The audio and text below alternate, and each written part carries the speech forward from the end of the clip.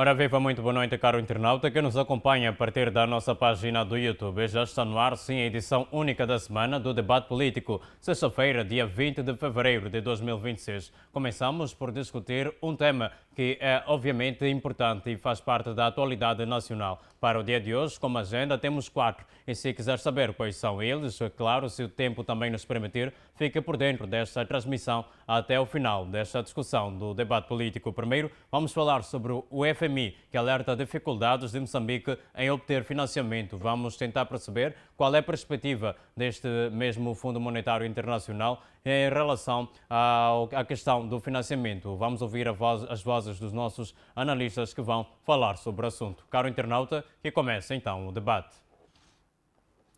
Sem muita demora, vamos imediatamente para si, magnífico reitor, pois o tempo realmente, apesar de já termos começamos mesmo há pouco, já vai nos deixando aos bocadinhos. Magnífico reitor Júlio Gonçalves, o alerta do FMI é um sinal para si de risco iminente de liquidez ou apenas um aviso preventivo para a questão da disciplina fiscal? Muito boa noite e tem também o espaço para a apresentação dos seus pontos prévios em 2 minutos. Muito obrigado. Primeiro, boa noite, caros telespectadores que estão lá em casa assistindo este programa, um programa interessante, através das televisões, das plataformas YouTube e Facebook e outras. Aproveito esta oportunidade de saudar os meus colegas do painel, refiro-me ao Dr. Orlando, ao Dr. Mulungo, ao Dr. Pangai e em especial a si. Muitíssimo obrigado. Relativamente ao tema sobre alerta versus do Fundo Monetário Internacional, FMI, o que simboliza, primeiro eu devo contextualizar. Contextualizar, dizer que o FMI e o Banco Mundial são organizações financeiras internacionais que, na maioria parte dos casos, pelo menos para a África, para o nosso continente africano e para a América Latina, trazem consigo exemplos não muito excelentes, não muito bons, porque há de alguma maneira aspectos de cria algumas dúvidas para quem sabe quer analisar a profundeza dessas organizações a partir de questões de financiamento, até a questão de gestão, porque, quer dizer, é um processo que eu considero que essas organizações, em vez de trazer uma grande mais-valia para os países, naquilo que eu tenho acompanhado, traz mais desconfortos aos Estados. Também é preciso saber que essas organizações financeiras, essas duas, estamos a falar do Fundo Monetário Internacional e o Banco Mundial, respectivamente, os seus processos em particular para nós do terceiro mundo, que estamos a falar da África e alguns países e países da América Latina, visam, tanto financiam aqueles projetos que não têm muito a ver com questões mais de desenvolvimento do país, etc.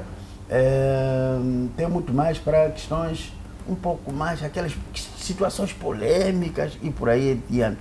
Então, o que eu aqui quero fazer um alerta. O alerta meu é que lembro-me que no mandato do presidente Nunes, ele entrou, acho que foi no primeiro mandato ou no segundo mandato, já não me lembro. No primeiro mandato, ele trabalhou sem, entretanto, contar com o Fundo Monetário Internacional. E a vida dos moçambicanos, a nossa vida, era razoável, era boa, tínhamos salários, tínhamos as questões muito bem. Por quê? Porque o fundo, o orçamento que nós tínhamos, o dinheiro que o Estado produzia, que conseguia arrecadar através dos outros parceiros, incluindo fundos internos, recursos internos, conseguia, embora não fosse 100 e tal %, mas pelo menos 99%, 98%, conseguia satisfazer as necessidades vitais internas. Entretanto, o meu alerta vai mesmo no sentido de que os decisores sobre da nossa vida econômica e financeira do país, que não ficassem desanimados, que já o Fundo Monetário Internacional que já deu este sinal, etc. Eu penso que é o momento, porque Moçambique, este país, é um país que eu sempre digo, numa linguagem assim que eu conheço, na língua russa, diz esta strana sama silnaya. E sama silnaya strana e sama silna narod. Então, quer dizer, é um país muito forte em termos de princípios e uma nação, uma população também muito forte em termos de princípios. Entretanto, significa que nós podemos nos reinventar. Reinventar significa que podemos encontrar outros parceiros. Este país, este mundo, está cheio de parceiros estratégicos, importantes, úteis, que podemos estabelecer relações de modo a desenvolver o nosso país de forma eficaz, de acordo com os interesses do país. Muito obrigado. Muito bem, muitíssimo obrigado, magnífico reitor Orlando José. Faço mesmo para si muito boa noite. Tem também espaço para a apresentação dos seus pontos prévios em cerca de 2 minutos. No entanto, corremos imediatamente para o tema que nos trouxe a esta mesa, que tem a ver com o Fundo Monetário Internacional, que alerta para a dificuldade de Moçambique a obter financiamento. Na sua percepção, apesar do reitor estar a afirmar que Moçambique pode sim encontrar outros parceiros, mas o que é que está a comprometer a capacidade do país a captar financiamento externo, na sua visão? Muito boa noite. Boa noite, professor Gonçalves, boa noite ao doutor Mulungo, boa noite ao professor Pangaia, boa noite a Sibilice, boa noite aos internautas que acompanham através do YouTube, Facebook e outras plataformas digitais. A questão prévia tem a ver com a situação da saúde. Nós acompanhamos há dias o relatório da Associação dos Enfermeiros, um número elevado de perdas humanas resultante da greve. Então isto é preocupante e pedimos ao governo para que possa intervir. A situação não pode ser um assunto que tem que ser deixado de lado ou para depois. São questões urgentes, trata de vidas humanas, e isto coloca a questão do prestígio dos serviços de saúde e também a questão da confiança da sociedade para esse setor. Bom, a questão desta situação de FMI que coloca em causa a instabilidade ou o posicionamento financeiro do governo moçambicano, eu acho que esse assunto é um assunto de uma isca dessas organizações. Nós acompanhamos que o histórico do FMI não é saudável para aquilo que é nossa realidade como Moçambique. Vimos que esse assunto do FMI, a chantagem que eles já vinham trazendo há muito tempo, na era do presidente Armando Emílio Guebuza, eles tinham abandonado o financiamento a financiar o país. Mas mesmo assim, o presidente Guebuza foi estratégico em buscar outros parceiros que trabalharam com ele até o término do seu mandato. Entretanto, quando entra o presidente Nunes, também teve uma situação, mas em menos de 2 anos, acabou por receber este rebuçado que depois colocou em causa até os próprios problemas financeiros do país até ter o seu mandato. Significa que o nosso governo não aprende. Eu acho que esse barulho de dinheiros lhe agrada, porque se é um problema que já recorre há muitos anos, seria um momento, já houve momentos oportunos para a tomada de uma decisão clara sobre a extinção da ligação com o FMI. O FMI, se formos a ver, quando agora, por exemplo, neste mandato, quando quis entrar para sabotar, usou o sistema de elogios ao presidente Daniel Francisco Chapo, da retirada de Moçambique, da lista cinzenta. Aquilo foi uma ação estratégica de uma organização mafiosa para nos enganar. E vimos ali a ministra das Finanças a vangloriar-se sobre a retirada de Moçambique da lista isenta. Então, significa que eles já vinham preparando este terreno para alcançar seus intentos. E neste momento, acho que o que eles alcançaram, depois desta retirada da lista isenta de Moçambique, eles não ficaram satisfeitos. E criaram outro problema da TISU. Eles condicionaram com que Moçambique aplicasse aquele sistema. E sabendo que a nossa realidade ia ser ia ser muito difícil para haver aqui o enquadramento e padronização daquilo que era a pretensão. Deixaram essas políticas, esses condicionamentos e tivemos problemas, que até hoje os problemas de pagamento de salários ainda não foram resolvidos. Significa que eles criam um problema para, depois desse problema, oferecem uma possível solução e dessa possível solução haver uma negociata. Significa que eles não estão preocupados com o bem-estar deste país, mas estão preocupados de retirar até o último recurso que nós temos através desse financiamento de projetos, de orçamento geral do Estado, etc, etc. Não, isso significa que eles não querem paz neste país. O barulho sobre remunerações é benéfico para eles. Se eles vêm alertar agora sobre a questão do financiamento, há uma outra agenda que já foi preparada. Esta está a ser ensaiada para nós vamos consumir outro barulho sobre a questão dos dinheiros. Porque em algum momento a coragem que falta aí dos nossos governantes e eles não sabem serem patriotas em algum momento. Porque há chantagens dessas organizações que não devem ser cedidas em algum momento. Então deve-se olhar aquilo que é um benéfico para o nosso país. E eles é que vêm com propostas e contrapropostas para que Moçambique possa ceder nas organizações deles. E eles vêm com o intuito de ajuda, mas no fundo não é ajuda. É um caminho para pilhar até aquilo que não existe em nome de financiamento do orçamento do Estado, do projeto que temos acompanhado, que em algum momento não surtiu nenhum efeito. O histórico do FMI aqui em Moçambique, se formos a ver, não temos nenhum resultado plausível, a não ser que são problemas por trás de problemas. Então, por causa desta palavra, ou desta ação de falta de transparência financeira em Moçambique, corrupção, eles se aproveitam desta e eles entram por detrás. Por causa do quê? Por causa de falta de credibilidade. Se o governo moçambicano fosse sensível a essas situações, eu creio que a FMI já teria banido há muito tempo. Há países que já baniram a FMI por causa do mesmo comportamento. Então, banir esta organização seria uma solução. Nós vimos aqui, quando eles quiseram chantagear o governo do Armando Guebuza, foram mandados para fora. O que aconteceu? O presidente Armando Guebuza procurou outros parceiros estratégicos. Pagou seu salário antecipadamente, todos os projetos corriam normalmente, não havia problema de dinheiro, não havia problema de comida, não havia problema de projetos para com o jovem.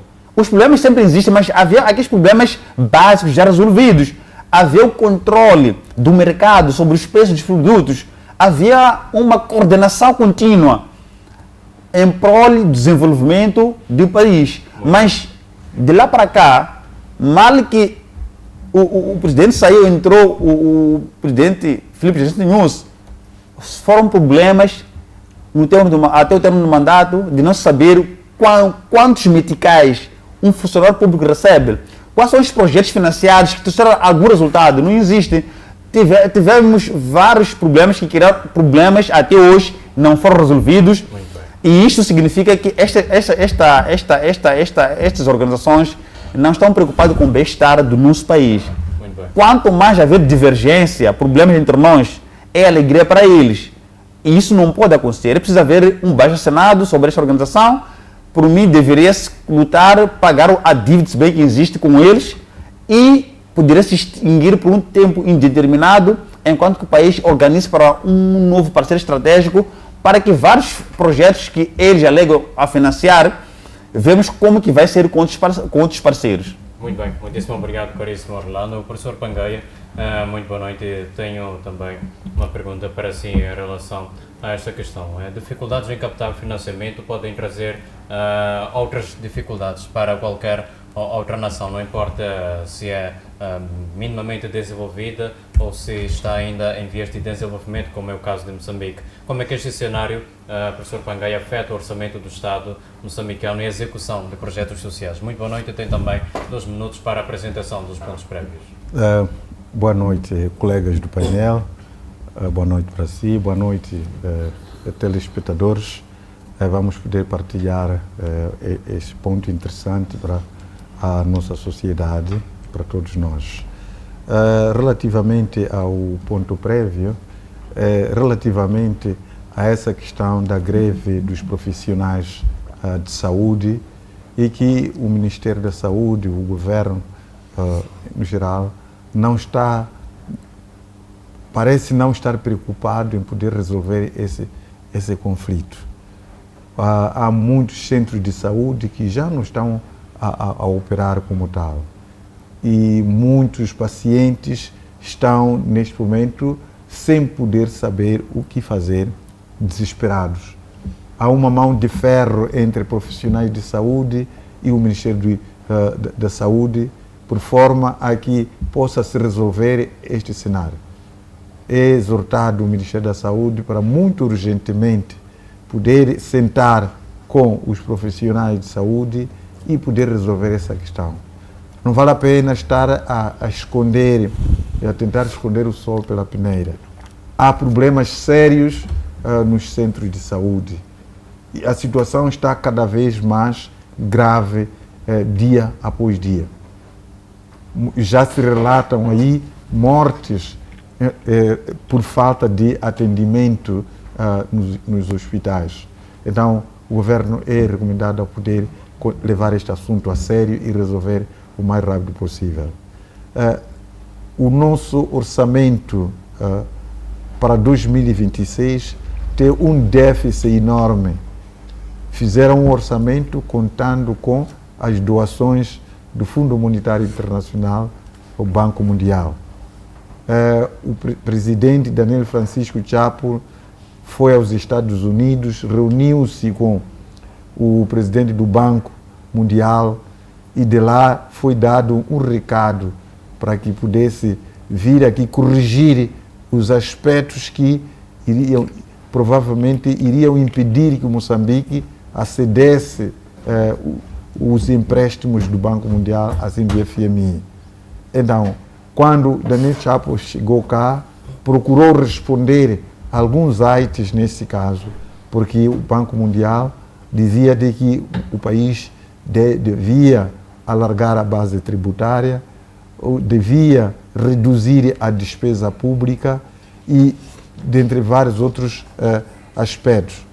E tentou fazer isso, razão pela qual vimos que as medidas de tentar responder a esse TPC que o presidente Daniel Francisco Chapo recebeu do presidente do Banco Mundial, começaram a criar convulsões no país. Ao tentar cobrar taxas aqueles que são gestores de moeda eletrônica, ao tentar introduzir taxas entre vários outros elementos. E isso criou um sururu ao nível da sociedade. Não há ninguém que não conhece os pressupostos do Fundo Monetário Internacional. Vinha-se a dizer, Fundo Monetário Internacional e o Banco Mundial são os maiores produtores de pobres, são indústrias de produção de pobres. As suas políticas, elas visam essencialmente garantir que tenha mais pobres para que esses trabalhem para eles e trazerem valor acrescentado. E isso associa-se também à corrupção generalizada do nosso governo. Nós elencamos aqui na página do governo os desvios que houve no ano de 2025 de fundos públicos. É uma lista longa que nós apresentamos. Quando for analisar os dinheiros que dia após dia são roubados no erário público, vem de onde? Este país não tem indústria, não está a produzir. Obviamente que pede-se emprestado dinheiro ao Fundo Monetário Internacional e chega aqui dentro, começam a roubar. já não vai para o fim desejado. E você não pode tentar querer justificar de tantos dinheiros que dia após dia o Tribunal Administrativo que está a anunciar das contas que não batem, dos desvios que estão a acontecer, esses desvios, esses valores avultados que estão sendo desviados. Qual é a indústria moçambicana que está a produzir esses investimentos? Nada. Logo, os valores desviados advêm dos empréstimos desses organismos. Os valores que estão-se a distribuir entre eles, onde é que as instituições públicas conseguem encontrar 3 milhões de meticais para pagar um PCA? Vem de onde esse valor? As instituições públicas têm capacidade de produzir valor desta natureza por forma a pagar um PCA a 3 milhões, alguns casos 4 milhões. De onde que vem? Valores emprestados. Agora estão a dizer que, para poder conseguir responder às exigências do Fundo Monetário Internacional, contrataram um consultor para assistência financeira. Veja, com que dinheiro vai pagar esse consultor que vai dar assistência financeira? Com o valor emprestado. Quer dizer, vamos pegar um valor emprestado. Obviamente, se fez aqui um orçamento para poder, por exemplo, construir infraestrutura, e desse valor ainda temos que tirar para dar a alguém que dê assistência financeira para conseguir respeitar os requisitos do Fundo Monetário Internacional. Não temos competência aqui internamente para nós podermos conseguir respeitar os requisitos do Fundo Monetário Internacional. Por que disso tudo? Existem competências, mas aqueles que chamam para esses lugares são tais que chegam lá por nepotismo, por amiguismo, tal confiança.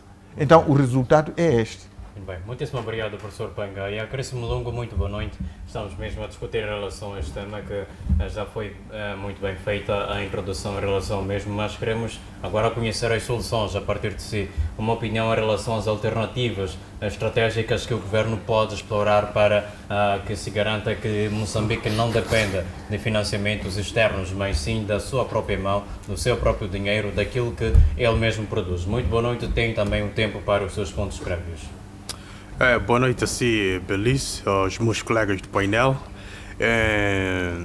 em especial a quem nos acompanha a partir de casa, onde estiver e onde, se calhar, o seu dispositivo o proporciona informação na íntegra. Bem, esta questão do FMI é uma questão extremamente interessante, sob o ponto de vista técnico, a nível financeiro, mas também sob o ponto de vista social. É preciso que nós olhemos aqui que estamos perante o maior dilema de vários Estados em processo de desenvolvimento, que é, de facto, o equilíbrio fiscal e o pagamento da dívida versus a coesão social e a legitimidade política. Então, esta relação entre esses vários Estados com o FMI joga, de facto, nessas duas matrizes que aqui levantei, que suscita per si a questão de dilema para esse Estado. Antes mesmo de responder a essa questão, Belize, permita-me fazer uma contextualização sobre esta relação entre o FMI e vários Estados a nível internacional. Vou usar um Estado da América Latina, que é a Argentina, que, de facto, na sua relação com o FMI, observou aquilo que foram os ditames do próprio FMI ou aquilo que são as recomendações, aplicou-as na íntegra no seu sistema financeiro a nível nacional, o que culminou com a perda do valor da sua própria moeda, porque foram submetidos a uma situação de um peso, que é a moeda nacional da Argentina, para $1, ou seja, estávamos numa situação em que um peso argentino valia $1 e $1 valia um peso e vice-versa. E a outra questão é que, de facto, houve aqui uma estruturação a nível do emprego, ou seja, foi diminuída a massa salarial a nível da própria Argentina, o que culminou em um desemprego exacerbado. O outro ponto é que também houve aqui uma reestruturação na própria funcionalidade econômica, sob o ponto de vista de ela funcionar com vista a colmatar aquilo que era a dívida interna. Então estávamos aqui perante uma situação em que a questão da coesão social, ou seja, a questão da assistência social, que é a máxima do Estado, ou seja, é que deve estar em primeiro lugar, porque o Estado é tão humano quanto técnico, estava a ser ignorado. Daí que a Argentina teve o seu sistema financeiro quase colapsado. Vimos as sucessivas trocas de primeiro-ministro com vista a trazer aqui uma solução ao sistema argentino, até que agora tivemos o Milei, mas o Milei trabalha estreitamente, de facto, com os Estados Unidos da América, de modo a reposicionar a própria Argentina. Está a ter muitas dificuldades porque há um monopólio de parceria onde não se abre espaço para que outros parceiros possam, de facto, ajudar a própria Argentina. Quando falo de outros parceiros, estamos a olhar a pretensão da própria Argentina de fazer parte dos BRICS, que não se concretizou porque, de facto, há um monopólio nessa relação com os Estados Unidos da América. Ou seja, não toca o que é meu, a doutrina Monroe tem funcionado devidamente, a Argentina está na América Latina, é visto como o quintal do próprio Estados Unidos da América. Então, saindo da Argentina, vamos olhar para uma situação na Europa, que é o caso da Grécia. A Grécia também teve o seu sistema econômico com orientações do FMI reorganizado com vista a satisfazer aquilo que eram os interesses do FMI. E isto culminou, de facto, com um resultado macabro para a própria Grécia, porque o mais importante que para o FMI era, de facto, salvaguardar os interesses de bancos franceses e bancos da Alemanha. E isto demonstrava claramente que o objetivo principal nestes empréstimos não é a satisfação daquilo que são os interesses primários da própria Grécia, mas sim a satisfação dos interesses do próprio FMI. Daí que fica, evidentemente, cada vez mais claro que o sistema do FMI ainda está aquém daquilo que se espera, de facto, quando há uma relação com esta organização. Agora, para o caso de Moçambique, é uma situação também um pouco conturbada, porque nós temos uma realidade um pouco diferenciada de vários outros estados e a orientação que Moçambique recebeu para poder aderir a este financiamento do Fundo Monetário Internacional é que devia diminuir a sua massa salarial, devia agravar os impostos e devia aqui também diminuir a despesa pública. E diminuindo a despesa pública significa que deve haver aqui indemnizações em massa e também demissões na função pública. Ora, vejamos, o objetivo de um Estado e de um governo é garantir com que todos tenham emprego, é garantir com que todos tenham um tratamento igualitário sob o ponto de vista de oportunidades. Agora, por que é um choque naquilo que são os interesses do FMI? É que o FMI vem satisfazer a sua própria agenda. E se formos olhar para este posicionamento do FMI, praticamente colide com aquilo que é a sua pretensão, porque se formos olhar, temos no nosso Banco Central um tecnocrático, que é o Rogério Zandamela. O Rogério Zandamela muito bem trabalhou com vista a garantir ou a restaurar esta confiança internacional a nível do próprio banco, mas a nível social, se nós formos a pegar o sistema financeiro nacional, será que consegue responder àquilo que são os anseios do cidadão? Eu creio que não, porque os bancos a nível nacional fazem empréstimos a cidadãos, mas não é para investir, porque não há possibilidade de conseguir garantir aqui lucros ou algum tipo de benefício a nível destes empréstimos. Os juros são elevados, o tempo também é muito curto, o que propicia também a garantia do interesse do próprio banco e não a do próprio cidadão a nível do Estado moçambicano. Daí que ouvimos no discurso inaugural do presidente Chapo, ainda ano passado, na Praça da Independência, que, de facto, Moçambique devia criar o Banco Nacional de Desenvolvimento.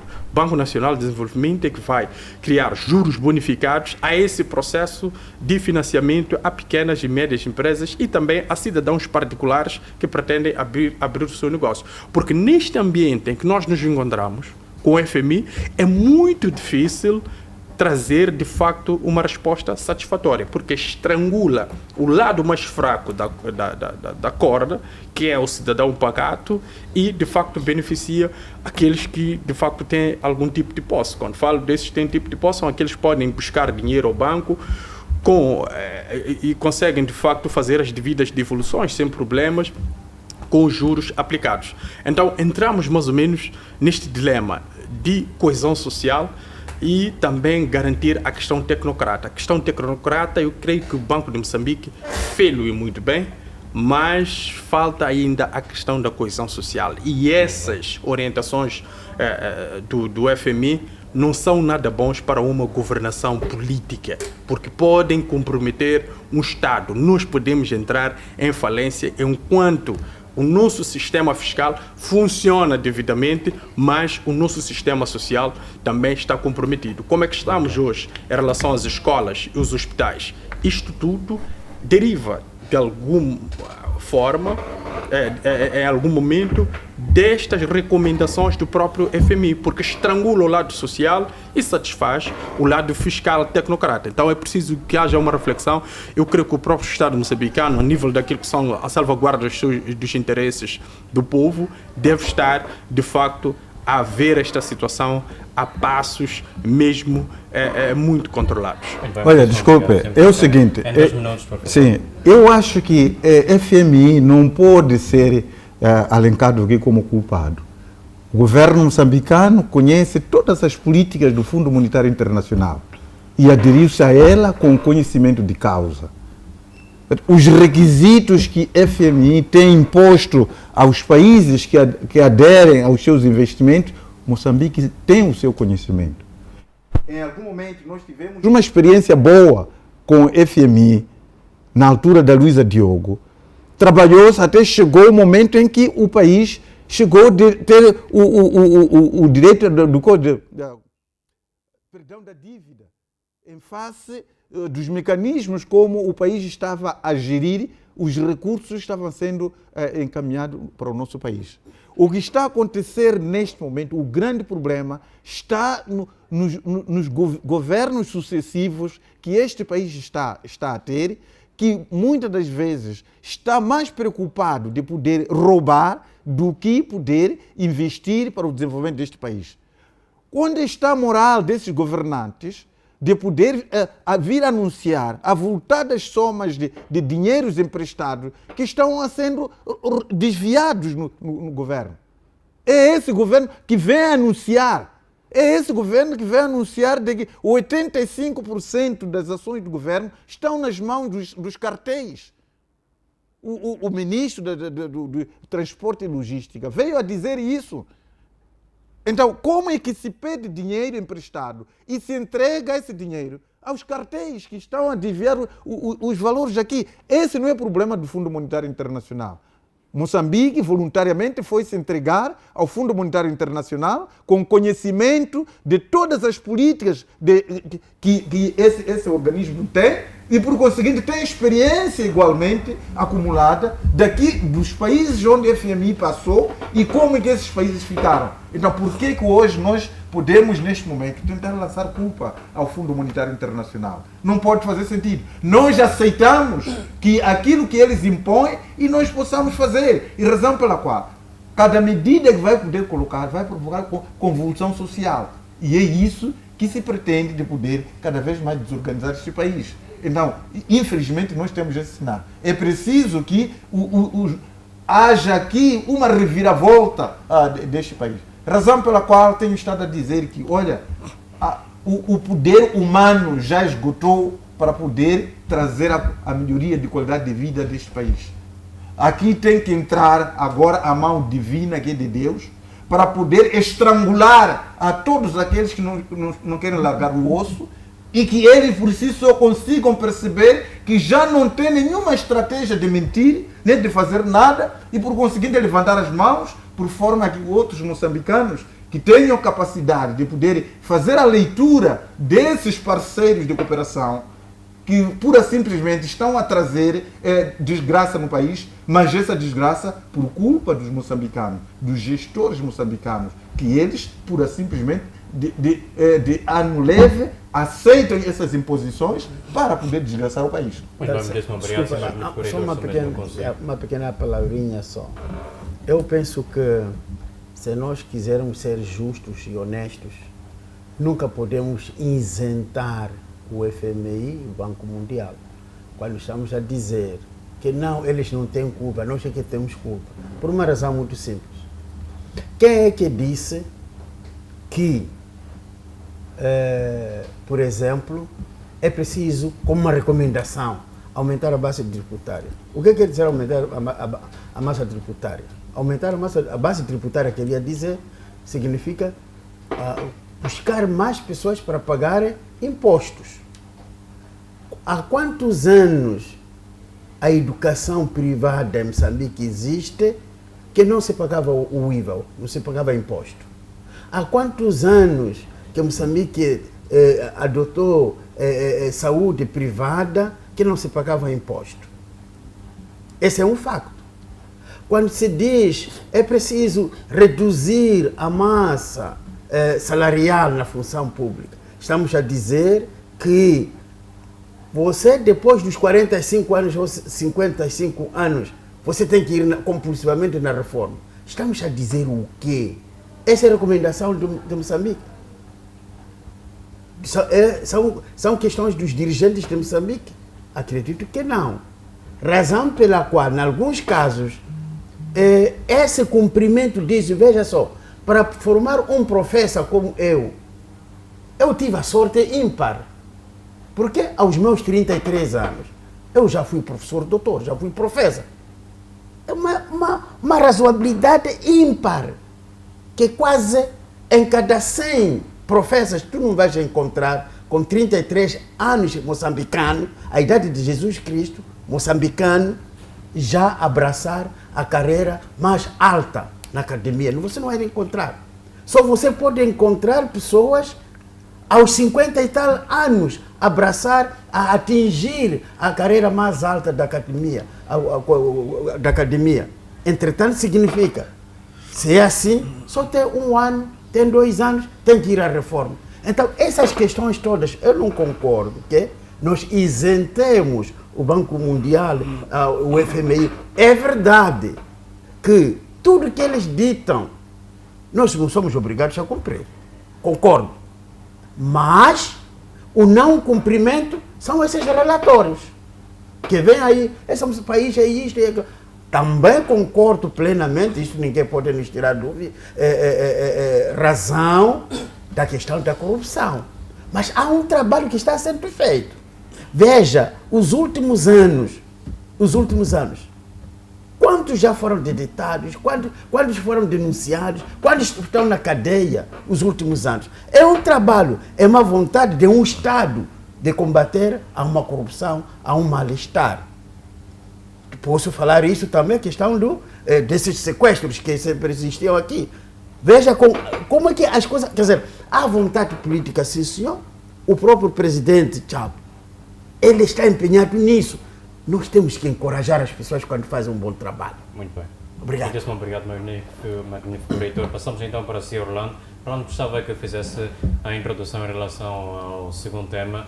Por uma questão de gerência de tempo, falamos agora sobre o Ministério da Educação e Cultura, que anuncia a criação de novos turnos para algumas escolas. Sei que quero comentar também em relação a este primeiro tema, mas vou pedir de forma insistente que faça esta introdução. Há um antigo reitor de uma universidade, cujo nome já me está a fugir, o Rogério Itoi, que afirma que esta estratégia tem como objetivo reduzir a possibilidade do governo pagar as horas extras aos professores que já existem e aos que serão contratados. Como é que olha para esta nova estratégia por parte do Ministério da Educação? Sim, dando comentário àquilo que estavam os colegas do painel a tecer sobre questões do comportamento do FMI ou do nosso governo na cedência, ou sobre questões orçamentais, ou criação de um banco para uma alternativa da administração política para o desenvolvimento do nosso país. Nós falamos da questão de transparência. Mesmo esse tal banco que foi anunciado no âmbito da tomada de posse de Sua Excelência, Presidente da República, teve essa vontade, criou-se ali tal, mas até agora ainda há dúvidas para questões de do próprio exercício ou funcionamento deste banco, que os fundos são quase inexistentes. E isso pairam muitas abordagens à proveniência desses dinheiros para que o banco ele possa funcionar. E sabe-se que a questão deste banco seria o que o Dr. Mulungu explicava, que era a questão de trazer uma possível solução para investimento ou para questões de financiamento a jovens para o desenvolvimento, tanto individual como do país. Mas é impossível que isso aconteça sem que se crie uma outra dívida para que esse banco possa funcionar. O que acontece é que essas dívidas, o próprio FMI é que vai injetar dinheiro e no final é o próprio FMI a ir implementar regras neste tal banco, ainda que seja um banco alternativo para não ser igual ao do Banco de Moçambique. Então, o FMI é tão sábio que sabe das coisas e como deve fazer gerir, né, o país ao seu belo prazer. Então, o que deveria fazer é a extinção, sim, do FMI, deixar-se de lado do FMI por um tempo determinado ou indeterminado, até que o país organize-se, aí sim, havendo necessidades, pode-se aderir, não havendo, não. Então, o que acontece? Eles facilitam o foco de corrupção, facilitam os dinheiros para facilitar a questão também de corrupção, para que Moçambique seja super dependente deles em qualquer esquina ou qualquer coisa que é projeto relacionado com financiamento. Ligando ao ponto à questão de educação, é projeto do FMI. Se temos, vamos lá, por exemplo, essa mudança curricular, mudança de turnos, essa gincana toda, essa banguça toda na educação, é uma banguça propositada para que a qualidade do nosso ensino, né, ela não vai de acordo com as aspirações dos governantes deste país, porque tudo é acesso ao dinheiro. E eles fazem o quê? Fazem um rastreamento sobre a questão real das dívidas dos profissionais de educação. E sabe que Moçambique não está em condições de pagar. Para Moçambique prometer o pagamento de horas extras depende do próprio financiamento do FMI. Fica 1, 2, 3 anos. E quando o FMI entra com uma promessa. Nós vamos financiar o pagamento de horas extras para os professores.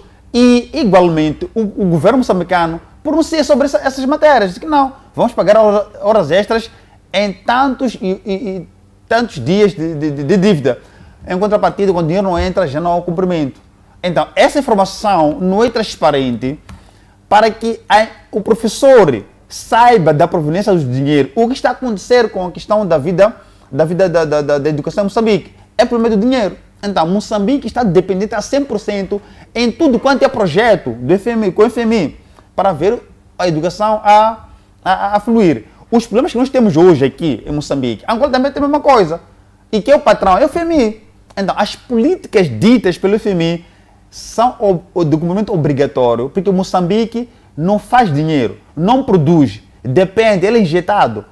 Vamos lá, por exemplo, o orçamento do Estado.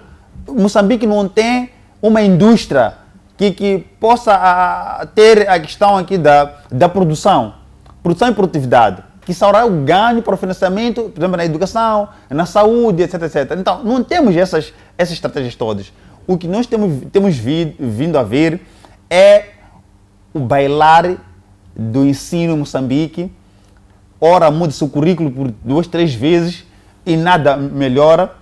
Agora, eles tocaram na ferida, que é a questão de implementar-se ensino à distância de forma especial, que depois, por causa dos debates nas televisões e por aí em diante, recuaram. Agora é o sistema dos turnos. Vamos ter o primeiro turno, segundo, terceiro, quarto turno. Então, isto tudo para quê? Para fugir-se das suas responsabilidades. E ademais, o professor que não foi pago as horas extras ontem é o mesmo que deve cumprir com o plano desses turnos criados. Então, seria um problema agravado no sentido de haver aqui um problema a ser resolvido. O que vai acontecer nas escolas hoje em dia é que o nível de corrupção para a compra de certificados nas escolas vai agravar. O professor não vai aceitar ir trabalhar, por exemplo, no sábado, enquanto que o salário é o mesmo. Não, o que vai acontecer é negociar com estudantes, pagamento de notas, E o professor vai preencher a pauta escolar. Chegado o final do ano, o semestre, ele apresenta a pauta. E nenhum diretor pedagógico ou diretor da escola há de recusar essas notas, porque vem do professor. Se o estudante vai para a escola, não vai, isso não vai importar-se com a decisão da escola, porque não haverá fiscalização, não haverá controle. Mesmo agora, com esse sistema de ensino que nós temos agora, as escolas não há fiscalização, as escolas primárias. Razão pela qual, enquanto um estudante, aliás, sim, um estudante ou aluno de 10ª classe, 12ª classe, não sabe ler, não sabe escrever devidamente, por causa dessas situações de o governo não se preocupar com a organização da educação nas escolas. E isto agrava, inclusive, aliás, afeta, inclusive, a qualidade do estudante que sai do ensino superior. Porque os dilemas que ele carrega no ensino geral é o mesmo que vai apresentar no ensino superior. E o professor do ensino superior, ele tem dupla função. Reenquadrar o estudante ou o aluno da deficiência que teve no ensino geral para que ele possa enquadrar nessas matérias básicas e depois vir se inserir no ensino superior. Então, aqui é uma dupla função do centro universitário. Porque esses dilemas todos são criados pelo próprio governo. Nas escolas, não há fiscalização nos turnos. O professor pedagógico, aliás, o diretor pedagógico, para entrar numa sala de aula, ver o empenho dos seus alunos, é muito difícil. Na altura, era assim, em cada semestre ou trimestre, o diretor pedagógico fiscalizava e questionava sobre a produtividade de cada estudante ou de cada aluno. Isso já não existe. A educação está igual à saúde, está tudo, é sua sorte. Então, isso não se pode normalizar. O que deve acontecer é que nós temos que pressionar cada vez mais o governo a criar forma de que o ensino de qualidade em Moçambique volte em tempos. Já tivemos aqui em Moçambique um aluno de 5ª classe, 6ª classe, a fazer a redação, a ler devidamente, a escrever devidamente, a compreender as matérias matemáticas, matemática. Normalmente, hoje em dia, um estudante universitário é difícil ter resolver uma equação. É um estudante universitário. Mas na altura não se faz com 5ª classe, com 4ª classe. Eram bons nessas matérias. Então o que estava acontecendo? Não é questão do problema do estudante. É que aquela exigência que tínhamos na altura já não existe. O mesmo professor hoje, que era motivado naquela época, que trabalhava com as condições do nosso país, fazia as coisas com amor. O amor à profissão já não existe. Agora a profissão é troca, dinheiro e depois vou ensinar. Se não der dinheiro, não é de ensinar. E aí a educação foi praticamente escafiada. Muito bem, muitíssimo obrigado, caríssimo Orlando. Magnífico reitor. Estamos mesmo a falar sobre uma área que possivelmente conhece muito bem. O Orlando falava aqui sobre a questão da motivação. Qual é o impacto que isto terá sobre a motivação, mas também o desempenho dos próprios professores e até mesmo a qualidade da aprendizagem dos alunos, considerando que a carga horária dos professores aumenta, apesar de termos notado que cada turno poderá ter 4 horas de aulas. Como é que olha para estas questões? Muito obrigado. O tempo é muito pouco. Temos que ter tratado este assunto logo no início, porque a gente está aqui, se estamos a falar bem, é porque nós fomos bem educados. A educação é a base de tudo. Antes do FMI, mesmo aqueles do FMI, para poder fazer aquilo que eles estão a fazer ali, malabarismo, etc., é porque aprenderam de alguma maneira algum sítio. Então, a educação, quando é para tratarmos de assuntos de educação, temos que levar um tempo suficiente para que as pessoas que estão lá em casa perceberem. Eu não sei por que tenho pensado sempre de forma muito diferente. Não sei porquê. Porque o que acontece hoje em dia, muitos casos, o Dr. Orlando dizia falta de motivação, outros aspectos porque o aluno não aprende, é que o professor, sei lá, quando assado cozido. Mas o que acontece é o seguinte, nós hoje, a maioria parte das pessoas que vão na sala de aulas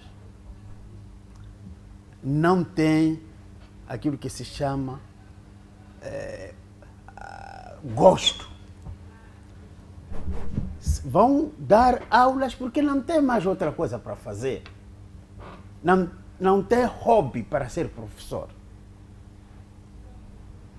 Vão porque querem fazer alguma coisa para receber alguma. Por isso que há condicionalismo.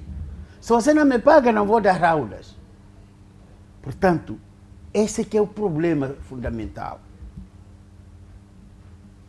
Aqueles professores que aderiram à profissão de serem professores e quiseram ser professores, não porque havia falta de emprego, aqueles vão na sala de aulas, dão a sua aula de forma muito brilhante, com gosto, tem salário, não tem salário. Para ele o problema não é estudante, é a direção, é a escola. E sabe que tarde ou cedo vai ser pago. Então, o que estou a dizer aqui? Temos dois grupos de professores.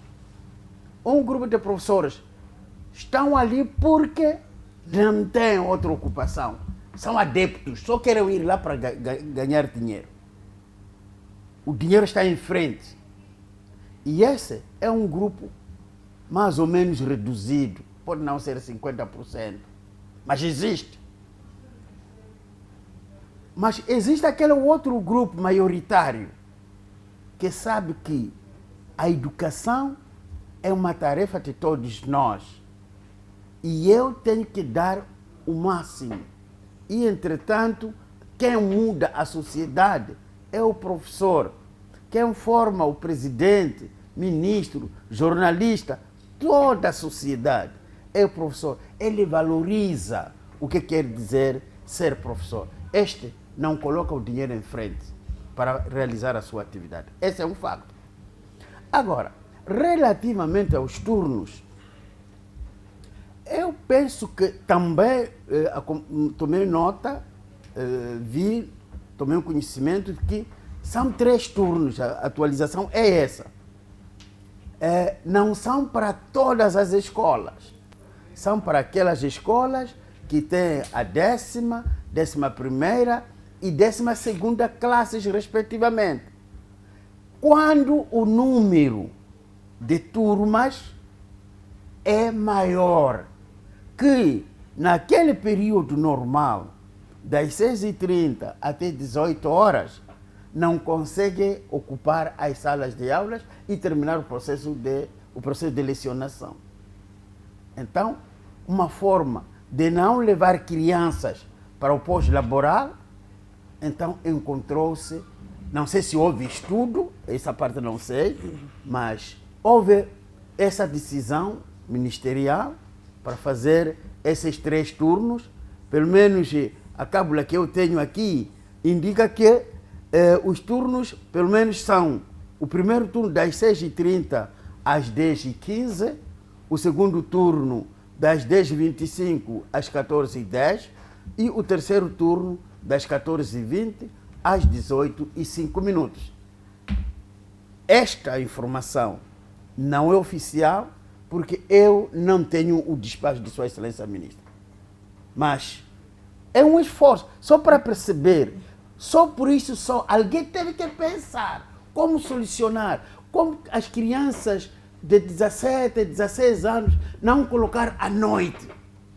Isto não se faz sem gosto de fazer as coisas. Logo, há uma preocupação do governo. Agora, a questão de supervisão é um aspecto importante.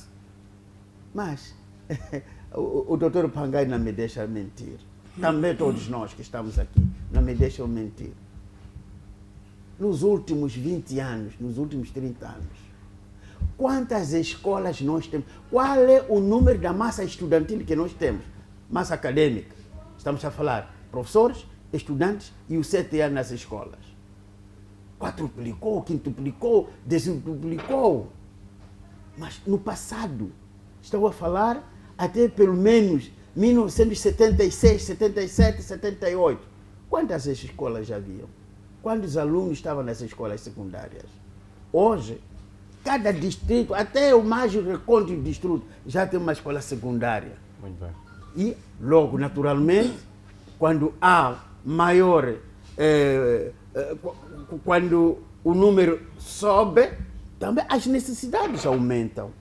Obrigado. Muito bem, muitíssimo obrigado, magnífico reitor. Sem muita demora, vamos para si, professor Pangaia. Professor Pangaia, existem recursos suficientes para manter esta medida sem afetar a qualidade pedagógica, isto é, do ensino, como também da aprendizagem? É triste ver quadros, aliás, aqueles que deveriam gerir o setor de educação, não estar lá dentro e pegar professora e professores do ensino primário para gerir o setor de educação em Moçambique. É grave, muito grave. Razão pela qual que as medidas que tentam apresentar, todas elas são chumbadas na sociedade, porque a sociedade é mais esclarecida do que aqueles que foram confiados como quadros no setor da educação. O Rogério Tui, quem? Reitor. Foi o antigo reitor da Universidade Pedagógica. Muitos anos dirigiu o setor de educação nessa área de reitoria de uma universidade.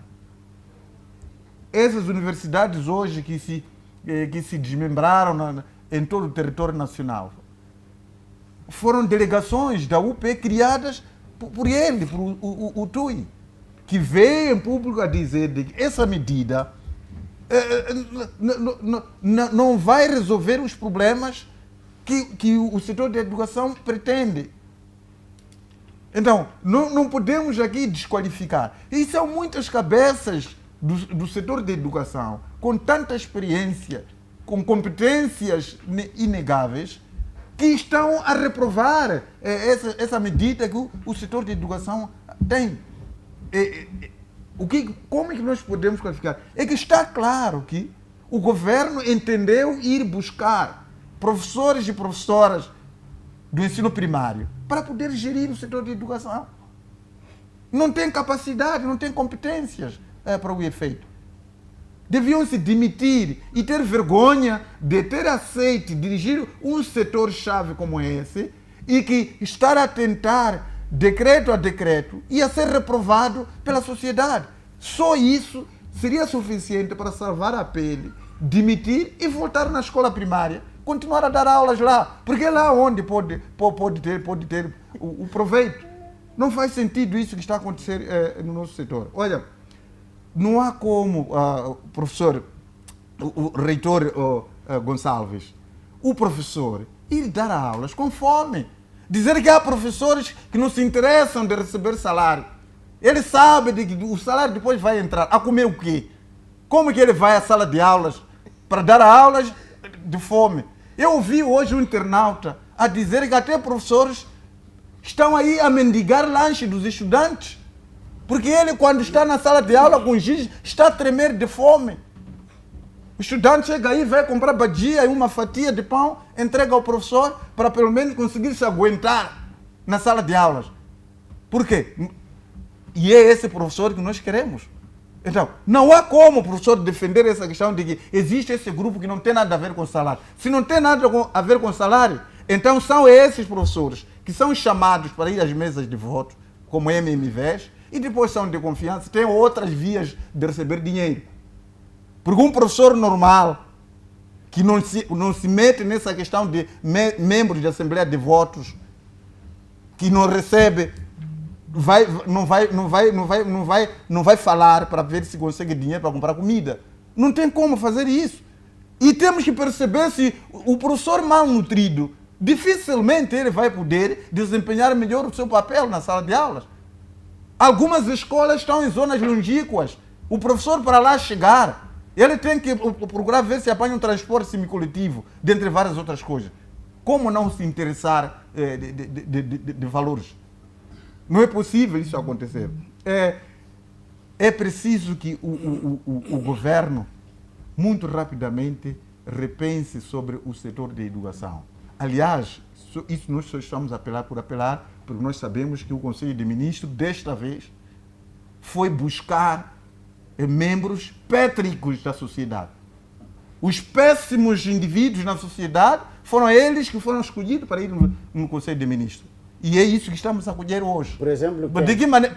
Todo o Conselho de Ministros. Qual é o proveito que tira? Veja só que cada ministério tira algum decreto. Quantos decretos de cada ministério foi reprovado pela sociedade? Não há nada. E não só. Mesmo que fosse o decreto de um setor. Porque aqueles decretos são discutidos no Conselho de Ministros. Como é que o Conselho de Ministros aprova decretos? Esses decretos estão saindo no Ministério da Educação. A ministra da Educação não aprovou sozinha aqueles decretos. Esses decretos estão sendo reprovados. Foram discutidos no Conselho de Ministros. E por conseguinte aceitaram. E o Inocêncio Empissa vem passear a sua classe, anunciar como tivesse trabalhado. Trabalhamos, fizemos, temos esse decreto e tudo. Pício. É vergonhoso o que está a acontecer. Obrigado. Bem, muitíssimo obrigado, professor Pangai. Passamos então para si, caríssimo Malungo, uma vez, mas eu quero ouvir de si soluções. No primeiro tema, comentou sobre as soluções, agora novamente esta batata quente passa para si. Quais são as soluções estruturais que devem ser priorizadas para evitar que esta medida seja permanente? E não apenas algumas escolas, mas todas possam ter o mesmo sistema de educação. Novamente, podemos falar aqui também de dilemas que, se calhar, Moçambique esteja a enfrentar a nível desses anos todos no setor da educação. Digo dilemas porque é preciso, muitas das vezes, estudar contexto regional. Nós aqui podíamos falar de distrito ou província, até se calhar, para poder implementar uma determinada política. Existem as políticas que devem ser nacionais, do seu ponto de vista da educação, mas existem algumas que devem, de facto, corresponder ou responder a uma determinada situação. Digo isto porque, se nós formos a olhar as necessidades da cidade de Maputo e as necessidades da província de Maputo, da província de Gaza, mais em diante, vamos perceber que cada local tem suas especificações e requer, de facto, suas próprias respostas. Então, daí, devia-se fazer um estudo mais aprofundado, de modo a responder questões pontuais que cada região apresenta. A título de exemplo, vamos para políticas educativas, sob o ponto de vista de gestão. Eu sempre trago exemplos internacionais, pela minha especialidade, e de facto, se nós formos a pegar aqui Canadá, tem políticas por cada província sob o ponto de vista de gestão educacional. Por quê? Porque há províncias que sofrem mais com questões como neve e há províncias que sofrem menos. Há províncias com mais densidade populacional e há províncias que têm menos. Há províncias que têm mais professores e há províncias que, de facto, têm menos professores. Então, são estes indicadores que são usados de modo a responder às necessidades a nível de cada região. É verdade que nós não estamos no Estado Federal, tem por aí uma determinada dificuldade para implementar uma política sob o ponto de vista regional ou distrital, mas é preciso se repensar nesses aspectos. Se nós formos a olhar para essa questão de 3 turnos que estamos a ter hoje, é que de facto nós estamos a ter problemas orçamentais a nível do setor social, como é o caso da educação e também da saúde. Então, estas medidas vêm, de facto, tentar criar uma harmonia, sob o ponto de vista daquilo que é a capacidade que o Estado tem no momento e aquilo que deve ser a funcionalidade das próprias escolas. Ou seja, em Moçambique, nós aqui nos centros urbanos, nas grandes cidades, como a cidade de Maputo, reclamamos de sobrelotação nas salas de aulas. Mas há zonas que têm carteiras, têm salas de aulas, mas têm poucos alunos para poder receber aulas. Então, estamos perante a sinais ou resultados ou realidades diferenciados que requerem, de facto, aqui uma atenção isolada, sob o ponto de vista daquilo que deve ser estruturado como resposta para poder satisfazer a nível nacional. Se nós vamos usar esses 3 turnos a nível nacional, podemos, acho que o terceiro turno vai até 18 horas ou 19 horas, se a memória... 18 e 5, se a memória não me atraiçou, mas temos que perceber que algumas zonas que não têm corrente elétrica, algumas zonas no inverno 18h05 já aparece de facto uma madrugada. Então é preciso que estas questões sejam elas bem avaliadas. Não estou a diminuir os técnicos do Ministério da Educação, aqueles que estiveram em frente desses estudos. Não sei quais foram os seus mecanismos, mas é preciso que, de facto, haja respeito aos contextos e aquilo que são as realidades de cada localidade, de modo a trazer respostas tangíveis. Porque senão vamos sempre entrar nessas politiquices, por exemplo, de sair de uma questão que tem a ver simplesmente como quem diz, né? Com a questão da criação dos 3 turnos, com uma carga horária um pouco reduzida, que visa, de facto, corresponder à própria realidade, e entramos na questão da qualidade da própria educação. Eu que estou aqui a falar, os docentes todos que tive no ensino superior estudaram em Moçambique, eu também estudei cá, então eu creio que todos que estamos aqui estudamos aqui em Moçambique, salvo o reitor que foi fazer o ensino superior na Rússia. Não sou superior, Sim. Eu desde a secundária, por isso eu sou o único privilegiado. Exato. Então, salvo o reitor que foi fazer desde o ensino secundário superior na Rússia. Mas é preciso que nós olhemos para a questão de qualidade, tendo em conta os resultados que nós temos na praça. Resultados isolados são importantes, sim, para percebermos em algum momento as deficiências, mas é preciso olhar também para os desafios. Onde é que nós implementamos este resultado que advém das escolas para poder o confrontar e ter um resultado que nos faça chegar a uma conclusão de que há deficiência de qualidade ou que há qualidade. Então é preciso que nós tenhamos sempre aqui elementos suficientemente palpáveis que possam nos conduzir a uma determinada conclusão, porque estas especulações que muitas das vezes nós vimos, principalmente nas redes sociais, são meramente especulações. São os mulungos que estão lá por detrás de uma telinha que, de facto, pouco sabem da educação, pouco sabem da economia, mas vão, de facto, descarregando alguns comentários tendo em conta aquilo que eles sentem e aquilo que eles, de facto, captam no seu exterior. Não é, de facto, de se ignorar, é importante sim, mas é preciso ouvir devidamente os técnicos, ou seja, assuntos econômicos vamos ouvir com economistas, assunto de educação vamos ouvir com aqueles que de facto são especialistas em área de educação. Só assim que de facto eu acho que vamos começar a ter uma luz no fundo do túnel. Muito bem, muito obrigado. Sim, daqui a mais vamos poder intervir, que por questões de tempo precisamos já começar a entrar para as últimas considerações, mas vamos para o terceiro tema. Crescimo Longo, estou mesmo consigo. Terminava as intervenções, agora vai iniciar esta pequena discussão sobre o terceiro tema. Em relação mesmo ao terceiro tema que o Presidente da República dirigiu à terceira reunião do Conselho de Segurança. Caminhamos para este tema porque é relevante falarmos acerca para entendermos quais são os principais desafios de segurança que justificam esta mesma terceira reunião. De forma muito breve, já para encerrarmos.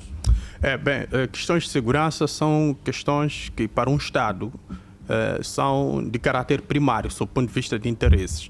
É do interesse supremo do Estado moçambicano garantir a segurança e garantir, de facto, a independência nacional. Daí que essas reuniões são muito importantes e são dirigidas, de facto, pelo comandante em chefe, que é, de facto, o Presidente da República. Mas há assuntos pertinentes que devem ser extraídos a partir desta sessão, porque fala-se, de acordo com o relatório da própria sessão, de uma colmatação praticamente na totalidade daquilo que eram as bases terroristas que tínhamos em Nampula, neste caso em Moma e em Rat, o que é um ponto altamente positivo. E depois tem uma diminuição de focos de existência de terroristas em Cabo Delgado, ou seja, não estão a dizer ou a assumir no relatório que foram extintos. que seria bom de facto, mas fala-se de uma redução daquilo que são os focos em Cabo Delgado. Não podemos também esquecer que este relatório chega no momento em que na semana passada já tivemos um ataque em Catupe. Então, tem a relevância que tem essa informação, mas é preciso olharmos também para o campo operacional. O outro, porém, que temos aqui é de facto a questão dos raptos aos empresários, maioritariamente asiáticos, que sofriam muito ou que ainda sofrem, porque alguns têm que andar com um contingente para poder os proteger. O mesmo relatório faz menção de que, de facto, há uma diminuição dos raptos, o que significa que já há um avanço, sob o ponto de vista da própria segurança para a classe empresarial. Quizás cheguemos ao nível em que eles já não precisem, de facto, de ter aquele grupo, todo aquele contingente, ao seguir a qualquer local onde esses precisam ou possam frequentar.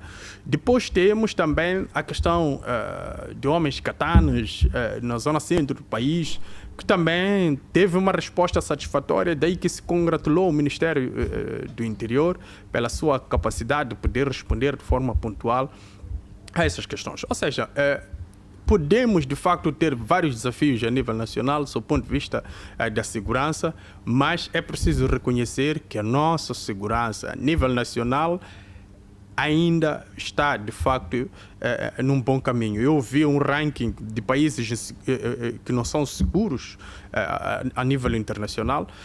Vi um ranking de 100 países. Moçambique não estava lá, significa que continuamos a ser um país seguro, apesar de termos, não estamos a descartar, de facto, o terrorismo em Cabo Delgado e não estamos a descartar a questão dos raptos, ou seja, os indicadores, mesmo com estes sinais, nos fazem concluir que Moçambique ainda continua a ser um Estado seguro. Se nós formos à vizinha África do Sul, em determinadas horas não é possível circular nas cidades na África do Sul, estaciona-se carros ou viaturas em locais apropriados com uma determinada segurança e mesmo nesses locais a segurança é extremamente reduzida porque é um país inseguro. Ou seja, tem os desafios que tem a África do Sul, tem os avanços que tem a nível judicial, mas a nível da segurança significa que comparativamente a Moçambique encontra-se numa situação um pouco mais alarmante. Então, eu creio que veio de facto aqui trazer pontos cruciais esta terceira sessão,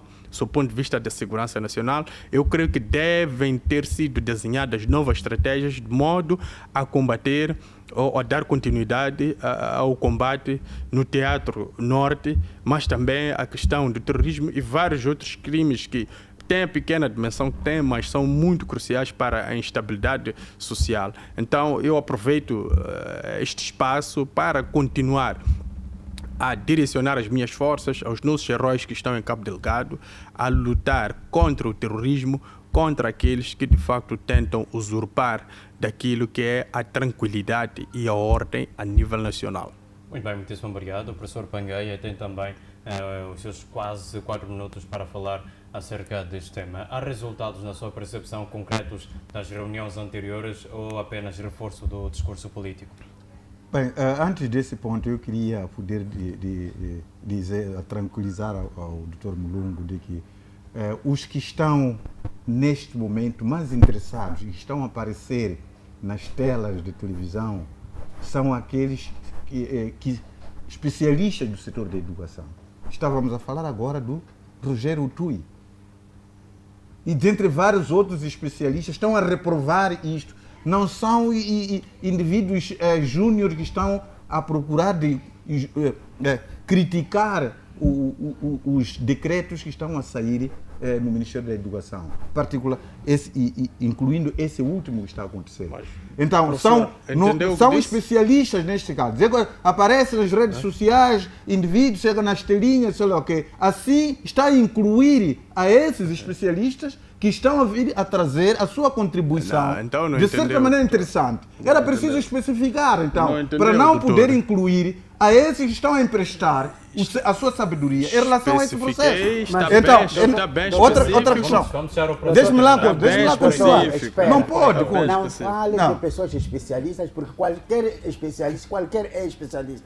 E qualquer análise que é feita num estudo. E apresenta-se estudo. Onde está esse estudo? Os especialistas estão a apresentar isto. Onde está Não, estudo? viu a apresentação do TUI? E você viu Apresentou a apresentação do dele. Ministério? O Não, Ministério calma. já viu.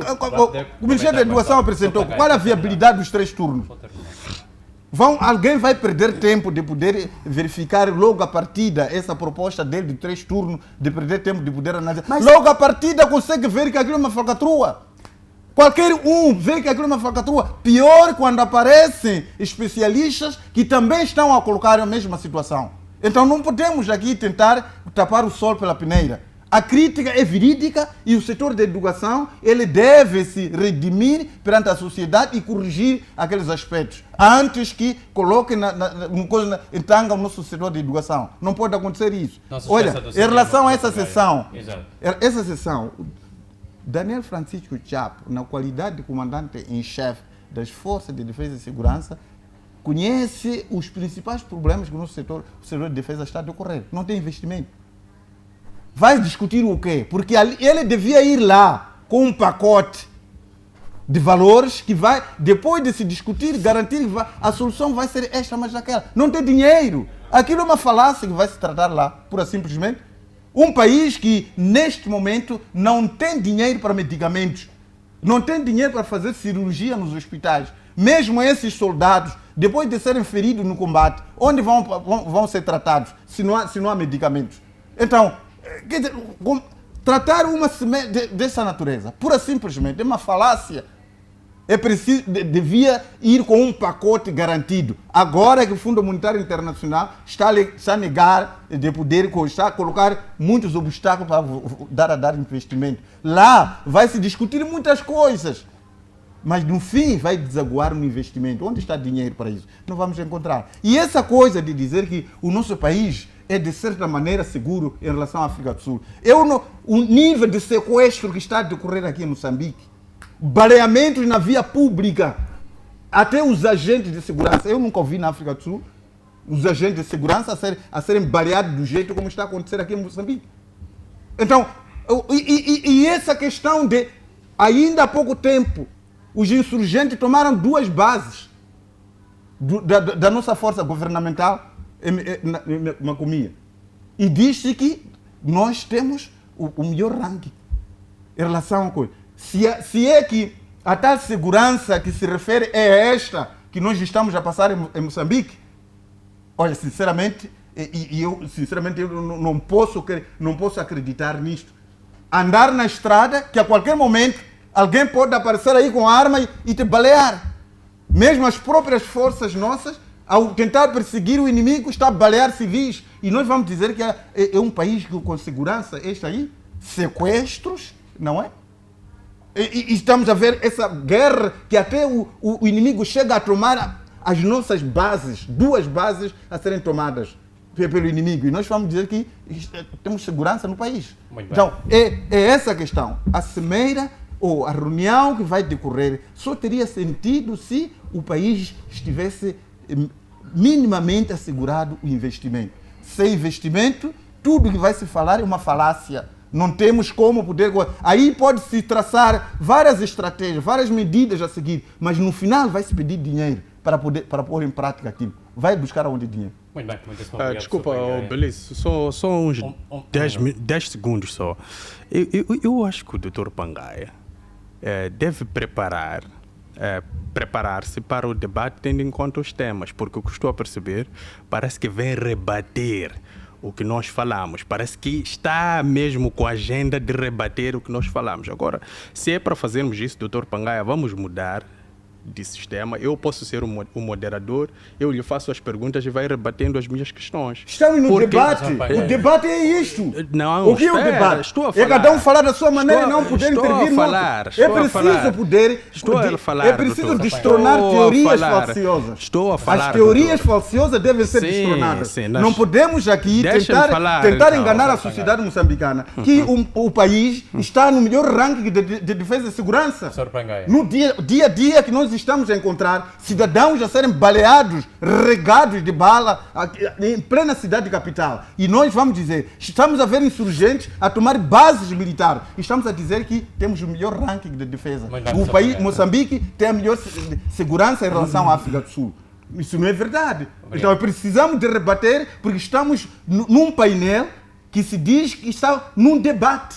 E o debate é isto. Não é para poder apenas consumir informações que de alguma forma até contrariam com aquilo que se pretende. Obrigado, professor Sim, Pangaia. Parece-me o professor longo, Pangaia, muito eu pouco acho tempo que para terminar a sua intervenção. eu acho que num debate, para rebater uma informação, é preciso trazer dados. O senhor carece de dados, faz comentários na base de percepções muito falaciosas, vazias.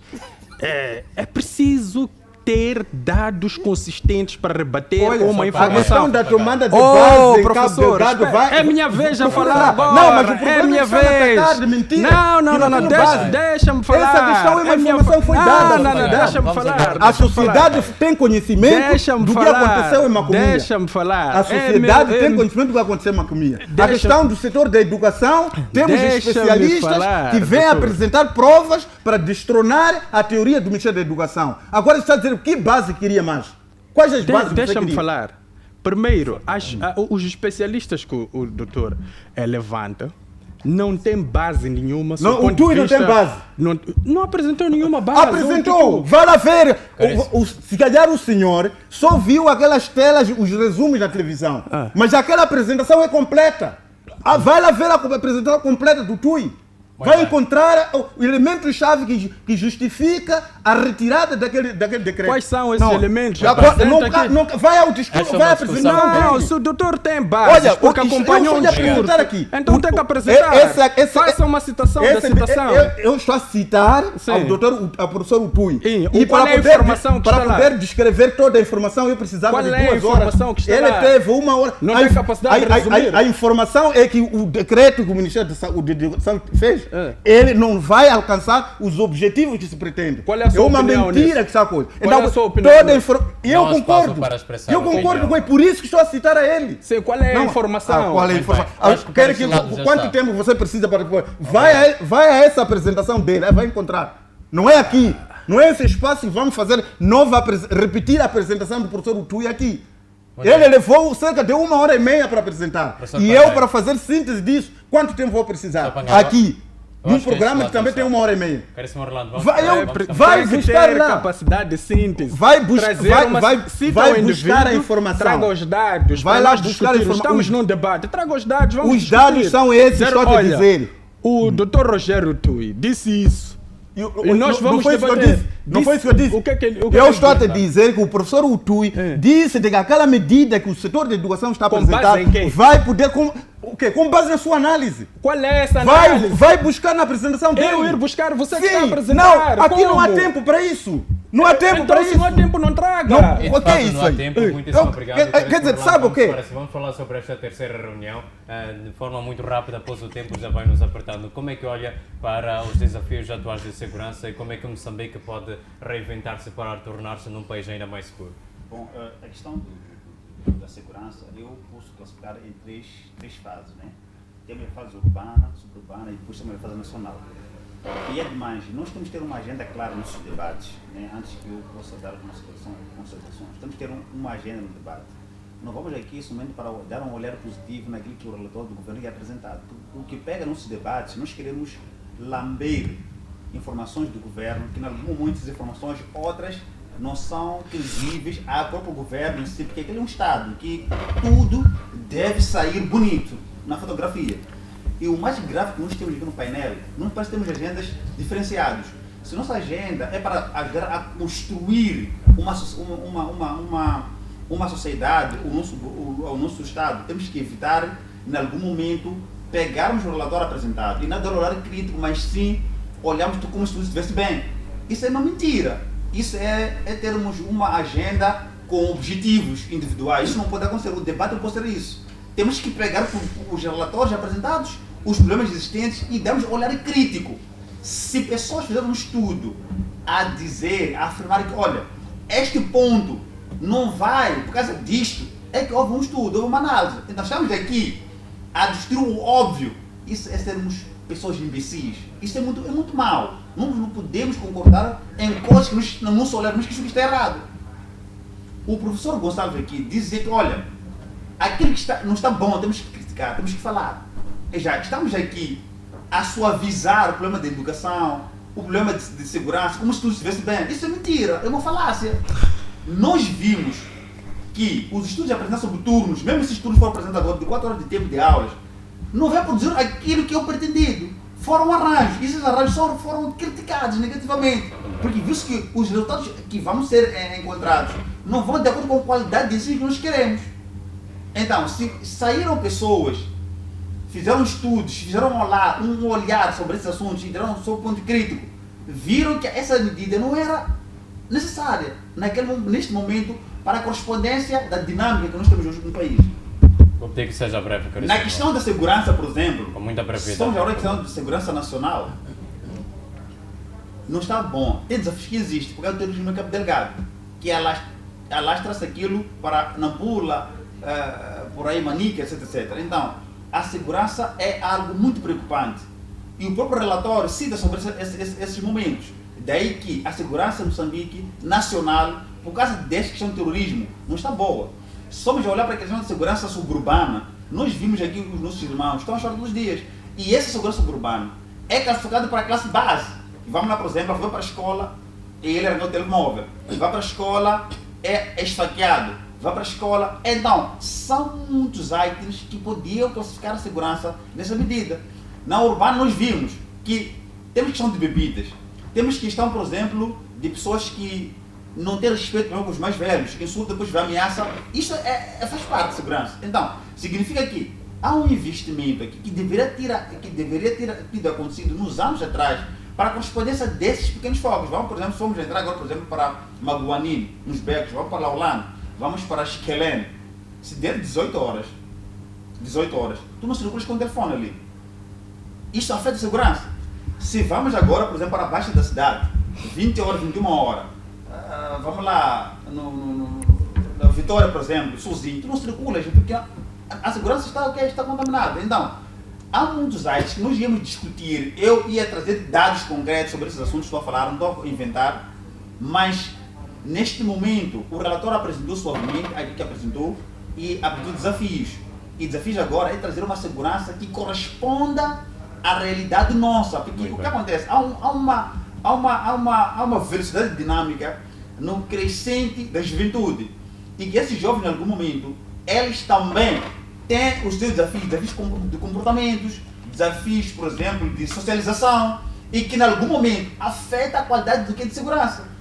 O próprio polícia que é formado e depois na sua formação há uma situação que é a questão do apetrechamento das forças de defesa e segurança e que o governo ainda tem desafios a equipar os agentes.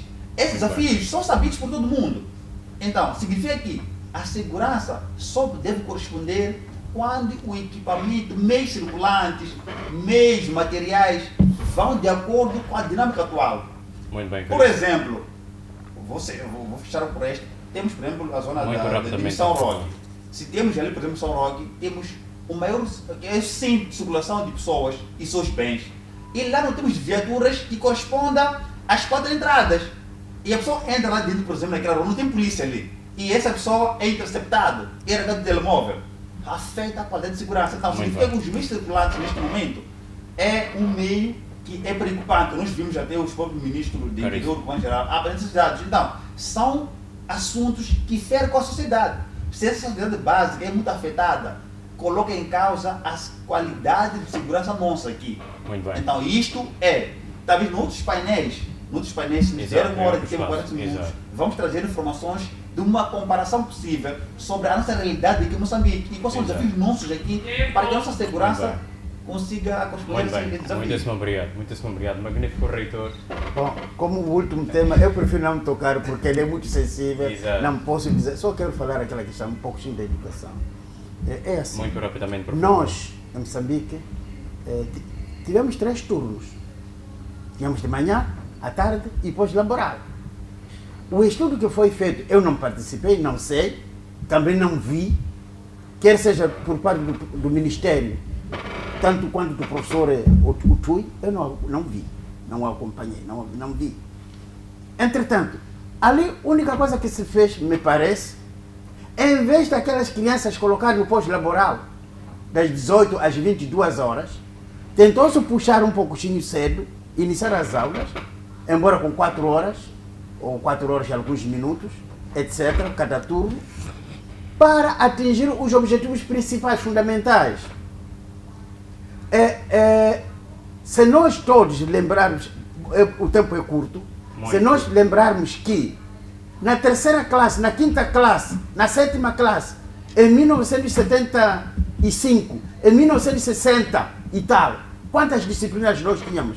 Aquelas disciplinas que nos levavam o conhecimento verdadeiro sobre no ensino primário, que até na 4ª classe conseguíamos escrever. Não tínhamos tantas disciplinas como agora temos.